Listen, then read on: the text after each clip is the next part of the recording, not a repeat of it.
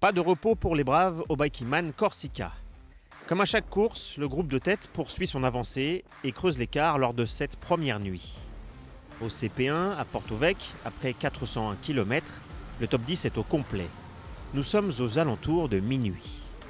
Je dors entre 20 et 30 minutes.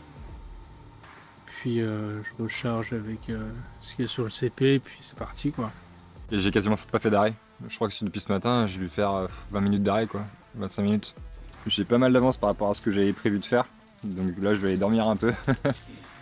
Et puis je me relèverai vers, je sais pas, vers 3h et puis je repartirai avant le lever du jour quoi. Je suis un peu touché, mais ça va. C'est le sommeil en fait là qui va commencer à être dur. Je sais pas, peut-être je vais dormir un peu, je sais pas encore, je vais manger d'abord. Parti à 5h du matin, quelle heure il est là? Minuit 45, c'est une longue journée. Je vais me déplier, m'allonger sur le matelas, là, manger un petit peu et repartir dès que je suis ready. Dans pas longtemps j'espère. Un départ vraiment tranquille, je n'avais pas prévu normalement de pas trop dormir, mais finalement en parlant un peu avec Gauthier, je me suis dit bah, pourquoi pas. Et pourquoi pas le vivre vraiment, et du coup on a roulé, on a pas mal roulé. Une petite micro-sieste et après c'est reparti quoi. Dans une heure le soleil se lève. Je vais essayer de reprendre un peu de force pour la deuxième partie. Bonne nuit. Je vais manger, recharger les accus et dormir un peu. Puis essayer de repartir vers... Je crois qu'il est 4h, vers 5h. Comme ça j'essaierai de faire la même journée demain. Il est 4h, je suis arrivé à 3h30 et je me sens pas mal. Je viens de prendre une petite douche chaude, ça m'a refait. Et donc on va repartir. Le soleil se lève sur le col de l'Hospédal au 410e kilomètre. C'est l'une des difficultés majeures du parcours. 14 km d'ascension avec une inclinaison d'environ 6% en moyenne. Les premiers sont passés ici depuis plusieurs heures déjà. Durant la nuit, Johan Dercourt a pris les commandes et a rejoint en premier le CP2 à Porto, après 670 km parcourus et 28h58 sans dormir. Vincent Cocampo a perdu sa place de leader dans la nuit. Les efforts commencent à laisser des traces. Ouais, c'était plaisir. Après, on va voir si on le tient jusqu'au bout. Mais comme je venais de dire, là, ça va être compliqué parce qu'ils avancent costaud derrière. Et moi, je peux pas faire beaucoup plus là. J'ai roulé jusqu'à 5h. Et je me suis posé 40 minutes à 5h sur un banc. Puis les poursuivants arrivent au compte-gouttes au CP2.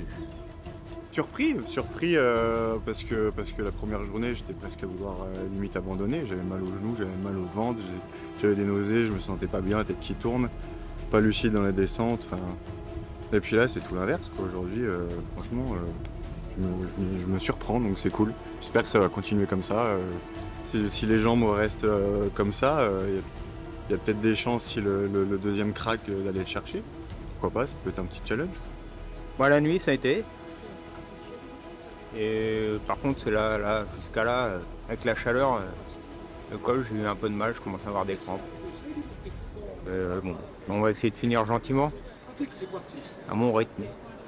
Pour le président du comité insulaire corse de cyclisme, témoin de chaque édition du Bikingman Corsica, la performance de tous les participants est à chaque fois fascinante. Ça demande une longue préparation et franchement quand je les vois arriver du premier au dernier, chacun a son mérite. À son niveau, chacun a vraiment son mérite, c'est vraiment une épreuve particulière. Mais en quelques minutes au CP2, la météo se gâte. Des orages éclatent, les prochains arrivants n'échappent pas à la pluie. Nous à La Réunion, quand on se fait rincer plus que ça, mais moins longtemps. Là, j'ai l'impression que quand ça tombe, c'est parti pour quelques jours. J'espère que je me trompe. Ça peut être orageux aussi. Là. C'est sympa, ça donne envie de partir faire du vélo. Super bien. À part la belle drache, là juste dans les calanques de Piane. Avant, c'était vraiment bien, la bonne jambe et tout, c'était vraiment bien. On va voir, là, on va démarrer la fin de journée et la nuit pour voir comment ça répond. Bien loin derrière, de nouveaux ultracyclistes ont dû malheureusement renoncer en cette deuxième journée. Parmi eux, Eudine, qui participait à son premier Biking Man. Je suis en forme, c'est ça le... Ouais.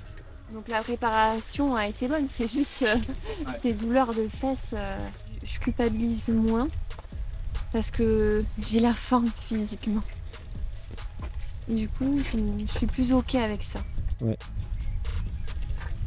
Que si j'étais cuite, je m'en voudrais en me disant je suis venue et je suis pas préparée. Pour la lanterne rouge, Vincent Drain, on n'est pas passé loin de la catastrophe après des problèmes mécaniques. Yesterday, I have 3 tubes with me. I get 3 punctures on the front wheel. I have no tubes left. Pierre from France stopped, give me solution on the patch. I patch 1 kilometer down the road. I have to get a taxi to Corte, stay in a hotel overnight, get to the bike shop this morning, and the rim was the problem. De retour à l'avant, voilà la tête de la course dans le dernier tronçon du parcours. Moins de 330 km à parcourir et les positions sont clairement établies. En fin de journée, Johan Dercourt attaque le Cap Corse. Bon, j'ai vite été tout seul, en partant du CP, j'étais tout seul devant. Hein. Et après, finalement, j'ai roulé. Hein. J'ai fait une petite pause de 15 minutes là, au sommet de l'avant-dernier col. Là. Je me suis posé, j'ai fermé les yeux 15 minutes, j'ai pas dormi, mais ça m'a fait du bien. J'ai pas dormi la nuit dernière. J'étais pas fatigué du coup. Il y a un petit trou. Après, c'est pas encore fini. J'ai pas regardé à combien ils sont exactement. Son poursuivant, Vincent Cocampo, ne se fait plus d'illusions. Devant, il va trouver. Ça fait... C'est depuis hier soir que j'y pense et à chaque fois que j'essaye d'accélérer un peu, il réallonge encore l'écart. Donc non, trop costaud. Voir si on tient le gars derrière, mais on va d'abord on se blesse. D'abord pas se blesser, puis on verra bien. Pour eux, l'arrivée à Beguglia devrait avoir lieu dans la nuit et le vainqueur du Biking Man Corsica bientôt officiel. Au classement, en cette fin de deuxième journée, Johan Dercourt se dirige vers la victoire devant Vincent Cocampo et Florent Dumas. Le podium possède une confortable avance sur les poursuivants. A noter la belle remontée d'Anouk Ulrich qui passe première féminine à la 12e place provisoire du classement. Rendez-vous ce mercredi pour vous dévoiler le nom du vainqueur.